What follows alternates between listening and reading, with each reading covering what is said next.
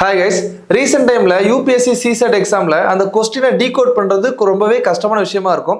So அதே மாதிரி 2025 கேட்ட ஒரு ரீசனிங் கொஸ்டின் எப்படி டீகோட் பண்ணலாம் அப்படிங்கிறத சொல்லித்தரேன், ஓகேவா? So what comes at the place x and y respectively in the following sequence. அப்போ ஒரு சீக்வன்ஸ் கொடுத்துருக்காங்க. அந்த சீக்வன்ஸில் எக்ஸுங்கிற இடத்துலையும் ஒய்ங்கிற இடத்துலையும் என்ன வரும் அப்படிங்கிறது கொடுத்துருக்காங்க. மந்த் மாதிரி கொடுத்துருக்காங்க, ஓகேவா? எப்படி பண்ணணும் அப்படின்னா, ஃபர்ஸ்ட் இங்க ஜனவரி கொடுத்துருக்காங்க, அகைன் ஜனவரி இருக்கு, அகைன் டிசம்பர் இருக்கு. அப்ப இந்த மாதிரி வர சீக்வன்ஸ்ல ஜனவரியே இருக்கு அப்படின்னா சரி, ஓகே, -0 அப்படின்னு சொல்லிட்டு வச்சுக்கலாம். அடுத்து டிசம்பர் வந்துருச்சுன்னா -1, ஜனவரிக்கு முந்தின மாசம் டிசம்பர் வந்துருச்சு. அடுத்து -2, டிசம்பர்ல இருந்து 2 மாசம் தள்ளி அக்டோபர். அப்போ அதுக்கு -3 வந்தா எனக்கு என்ன வரும்?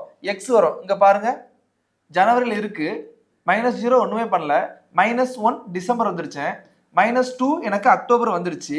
அடுத்து -3 அப்படின்னா என்ன வரணும்? ஜூலை வரணும், ஓகேவா? ஸோ இது வந்து ஜூலை எடுத்துக்கிறேன். அடுத்து -4, 1 2 3 4, மார்ச் இங்க இருக்கு, கரெக்டா மார்ச் இருக்கு. அடுத்து -5, 1 2 3 4 5 என்ன இருக்கு?